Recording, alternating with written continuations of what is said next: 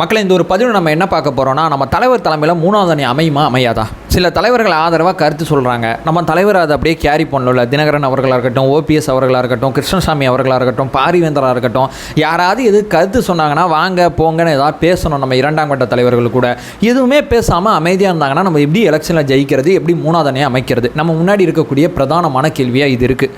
நம்ம தலைவர் நம்மளோட பெரிய ஆளுங்க. அவர் ஒரு விளையாட்டு ஒருத்தர் விளையாடிக்கிட்டு இருக்கார், அண்ணாமலை அப்படிங்கிற ஒருத்தர்.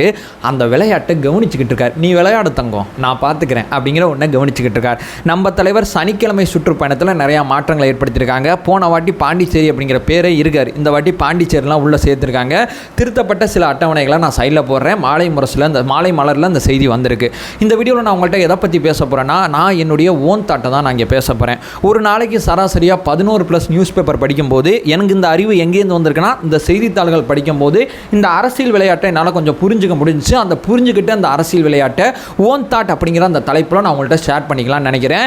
நம்ம தலைவர் ஏன் அமைதியாக இருக்கார், இந்த அமைதிக்கு பின்னாடி இருக்கக்கூடிய காரணங்கள் என்ன, அண்ணாமலை என்ன விளையாட்டு விளையாடுறார், அதை தான் இந்த வீடியோவில் தெளிவாக நம்ம பார்க்க போகிறோம். நம்ம தலைவர் இந்த கேமில் ஜெயிச்சிருவார். அண்ணாமலை விளையாட்டு எப்படி முறியடிக்க போகிறோம் அப்படிங்கிறதை சேர்த்து இந்த பதிவில் பார்க்கலாம். உற்சாக வணக்கங்கள், வாங்க பதிவுக்குள்ளே போகலாம். இப்போ முதல் விஷயம் மக்களே, தமிழக அரசியல் களத்தில் 4 முனை போட்டி அப்படிங்கிறது இப்போ நடக்குது. இந்த 4 முனை போட்டி ரொம்ப தீவிரமாக இருக்கும். ஒரு பக்கம் திமுக அணி, இன்னொரு பக்கம் அதிமுக அணி, இன்னொரு பக்கம் நம்ம, இந்த பக்கம் நாம் தமிழர் கட்சி. நாம் தமிழர் கட்சியை தள்ளி வச்சுருங்க, ஏன்னா அவங்களுடைய ஓட் பேங்க் 8% தான். நம்ம இந்த 3 பேரை நம்ம சொன்னோம்னா 20% ஓட் பேங்க் அப்படிங்கிற ஒரு கால்குலேஷனில் இருக்காங்க. வேணுங்கிறவங்க நாம் தமிழர் கட்சியை சேர்த்துங்க. ஆனால் என்னுடைய கால்குலேஷனில் நாம் தமிழர் கட்சியை தள்ளி வச்சலாம். அவங்க எலெக்ஷனில் இல்லைன்னு சொல்லலை, அவங்க அதிகாரத்தை நோக்கி முயற்சி பண்ணுறது ரொம்ப கஷ்டம். அவங்களால சில ஓட்டுகளை பிரிக்க முடியும் அப்படிங்கிறது தான் என்னுடைய அடிப்படை புரிதல். இது நம்பர் 1. இப்போ நம்பர் 2, இப்போ இந்த எலெக்ஷன் காலத்தில் பார்த்தீங்கன்னா திமுக அணி ரொம்ப ஸ்ட்ராங்காக இருக்குது அப்படிங்கிற ஒரு பின்பத்தை கட்டமைக்கிறாங்க. அப்படிலாம் கிடையாதுங்க. திமுக அணி எப்போ உடையும்னா 2 விஷயத்தின் காரணமாக உடையும். இப்போ சமீபத்தில் தேர்தல் ஆணையம் ஒரு உத்தரவு பிறப்பிச்சிருக்காங்க. சில கட்சிகளோட அங்கீகாரம் ரத்து செய்யப்பட்டிருக்கு. திமுக கூட்டணியில் இருக்கக்கூடிய 2 கட்சியோட அங்கீகாரம் ரத்து செய்யப்பட்டிருக்கு. ஒன்று இஸ்லாமிய சொந்தங்கள் சம்மந்தப்பட்ட ஒரு கட்சி, இன்னொன்று பார்த்தீங்கன்னா அந்த கொங்கு சமயத்தில் இருக்கக்கூடிய ஒரு கட்சி. இந்த 2 கட்சியோட அங்கீகாரம் ரத்து செய்யப்பட்டிருக்கு. என்ன காரணம் தெரியுமா? நீங்கள் ரொம்ப நாளாக எலெக்ஷனில் போட்டி போடல அப்படிங்கிற விஷயத்த சொல்கிறாங்க. இவங்க எலெக்ஷனில் போட்டி போடாமல் இல்லை, இவங்க எலெக்ஷனில் உதயசூரியன் சின்னத்தில் போட்டி போட்டு தான் இன்றைக்கி அவங்க எம்எல்ஏவாக இருக்காங்க. உதயசூரியன் சின்னத்தில் போட்டி போடும்போது எப்படி உதயசூரியன் சின்னம் இவங்களுக்கு கிடச்சிருக்குன்னா, வேறு கட்சியில் இருக்காங்க, இவங்களுக்கு எப்படி உதயசூரியன் சின்னம் கிடைக்குன்னா, இவங்க வேறு கட்சி கூட்டணியில் பேசும்போதே உங்கள் சின்னம் மக்கள்கிட்ட கொண்டு போய் சேர்றது கஷ்டமாக இருக்கும்.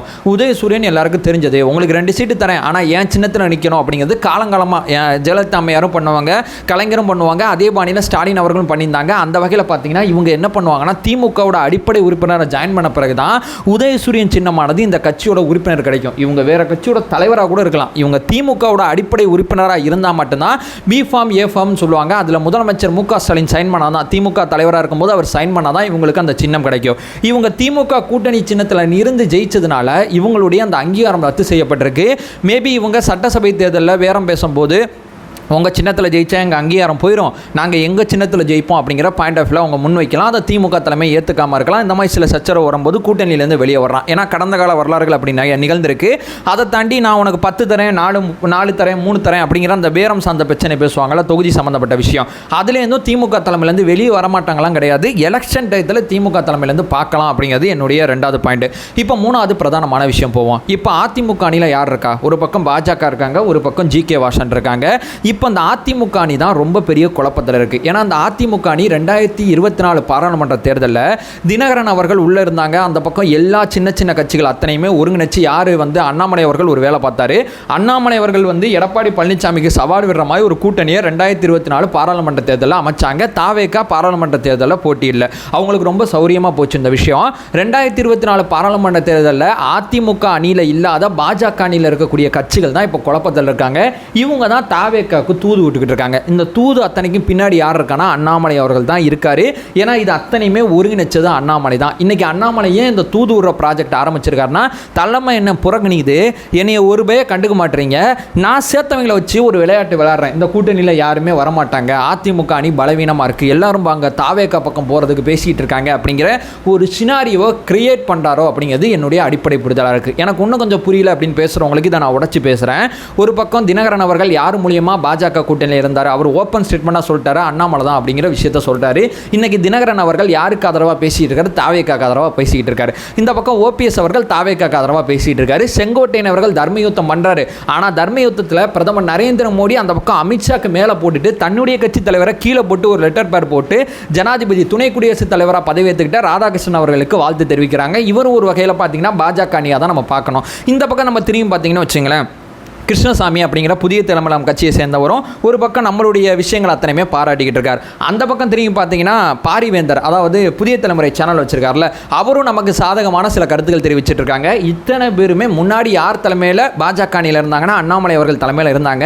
இந்த 5 பேருமே நம்ம செப்பரேட்டாக எடுத்து பார்த்தா அண்ணாமலை தான் இது பின்னர் இருக்காரு. அதாவது தன்னுடைய மாநில தலைவர் பதவியை பிடிங்கிட்டாங்க, அப்போ நமக்குன்னு ஒரு மாசு இல்லை, அப்போ நம்ம சேர்த்தவங்களை வச்சு தாவேக்காக்கு ஆதரவாக பேச விடுவோம். தாவேக்காக்கு ஆதரவாக பேச விடும்போது இப்போ மேலே இருக்கிற தலைமை என்னங்க, எடப்பாடி பழனிசாமி தலைமையில் யாருமே உள்ளே வரமாட்டாங்க போல, அப்போ எடப்பாடி பழனிசாமி நம்ம அந்த நாயனார் அந்த காம்பினேஷன் ஒர்க் ஆகலை போல, அண்ணாமலைக்கு ஏதாவது ஒரு வாய்ப்பு கொடுத்தா தான் சரியாக இருக்கும் போலன்னு சொல்லி அண்ணாமலை மறுபடியும் மேலே வர்றதுக்கான ஒரு வேலையை பார்க்குறாரோ அப்படிங்கிறது என்னுடைய அடிப்படை புரிதலாக இருக்குது. நம்ம பொறுத்துன்னு தான் அந்த விஷயத்தை பார்க்கணும். அதனால தான் நம்ம தலைமை அண்ணாமலை கண்ணாமூச்சி விளையாட்டு விளையாடுற இந்த 5 பேர் பேசும்போது நான் ரியாக்ட் பண்ணும்போது நீங்கள் ஸ்கோர் பண்ணுறதுக்கு நான் கிடச்சேனா அப்படிங்கிறதான் நம்ம தலைமை அமைதியாக பார்த்துட்டு இருக்கு. எப்பப்பா நீங்கள் எப்போ தினகரன் அவர்கள் யார் பக்கம் போக போகிறீங்க, எப்போ சொல்ல போகிறீங்க?